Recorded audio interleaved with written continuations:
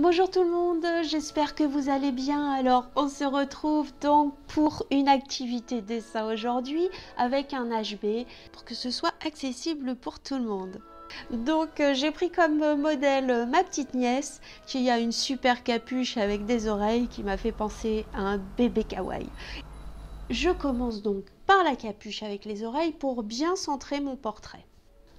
Ensuite, je me concentre pour faire les proportions du visage, donc placer la bouche, le nez, les yeux, la symétrie. Alors au crayon de papier, on fait déjà un croquis au très fin, très léger pour pouvoir gommer, et puis après on fonce. Le crayon HB, c'est un classique où on peut faire un dessin qui est extrêmement clair, comme un dessin extrêmement foncé. Alors bon, pour foncer, c'est très simple. On n'appuie pas comme une brute sur le papier, il ne s'agit pas là de graver le papier, mais de passer plusieurs fois avec son crayon au même endroit, et puis ça foncera de lui-même. N'hésitez pas à me poster en commentaire vos questions. Donc là, je fais les zones d'ombre du visage pour lui donner du relief. Du moins j'essaie, hein, parce que je suis pas non plus une pro du portrait. Ne vous inquiétez pas si vous en avez jamais fait et que vous vous lancez. On a chacun notre style de portrait, c'est-à-dire que si on fait un concours et puis qu'on est 10 à faire exactement le même portrait d'un même enfant, eh bien on aura 10 portraits de styles différents. D'ailleurs, on peut le faire hein, si vous le souhaitez. Voilà.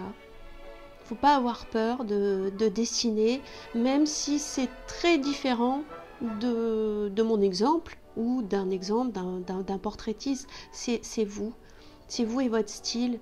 Dans l'art, il n'y a pas de mauvais dessin ou mauvais tableau. Il y aura toujours un public qui aimera votre dessin, votre style, et il y aura aussi également l'inverse. Alors pour le fond, j'ai fait des traits que j'ai foncés au fur et à mesure. On constitue en fait le volume du visage en jouant avec les ombres et les lumières. Donc quand vous regardez votre dessin modèle, eh bien vous vous concentrez sur les ombres ou sur les lumières et vous essayez de les reproduire. Là c'est un estompeur. Donc un estompeur, eh bien ça évite tout simplement d'estomper avec le doigt. Donc j'en ai un gros, un fin. Là, avec ma gomme, je vais recréer mon fond, je vais retravailler mon fond. Et là, je retravaille les zones de lumière du visage.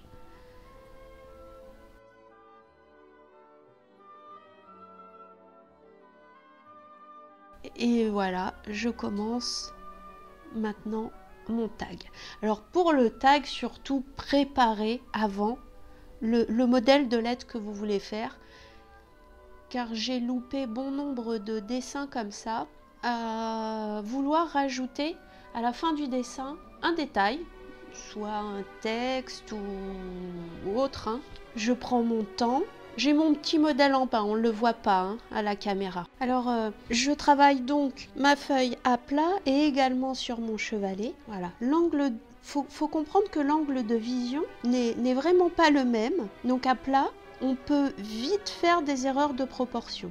Voilà, n'hésitez surtout pas si vous travaillez à plat à redresser votre feuille, prendre du recul, voilà, l'accrocher au mur et regardez où vous en êtes. Voilà, Hitchcock, faut toujours qu'il se montre à la caméra. Si vous débutez dans le dessin, n'ayez pas peur, vous allez faire un portrait qui va vous plaire plus ou moins. Admettons qu'il vous plaise beaucoup. Vous allez commencer à mettre un tag par-dessus et là, vous allez le foirer, le louper. Alors, qu'est-ce qu'il faut faire? Il faut surtout pas piquer une crise et le déchirer ou le jeter à la poubelle. Non, vous le mettez dans une revue et vous le reprendrez plus tard. Dans les loupés, il y a des pépites. C'est ce qui arrive à toutes les personnes qui pratiquent les arts. De nos loupés naissent des fois des idées surprenantes, nos plus belles œuvres. Voilà, croyez-moi. Donc alors après, attention, hein. Alors dans tous les loupés, bien entendu, il n'y a pas une pépite, mais il y en a. Il y en a. Alors je sais pas à qui je vais l'offrir, à ma mère ou à ma soeur, à la maman, ou carrément à Louise. Voilà, c'est-à-dire que bon, je lui donnerai quand elle sera plus grande, je sais pas. Donc là on voit bien ce que je vous explique. On fait déjà un trait fin et après quand on est sûr de son trait, de sa lettre ou je ne sais quel autre détail, c'est une règle, et bien là après on peut foncer. Donc après en matière de tag, moi j'ai suivi un petit peu mon inspiration, j'ai pensé au cube. Donc forcément est né un tag qui a l'esprit cube. Après vous pouvez faire ce que vous voulez.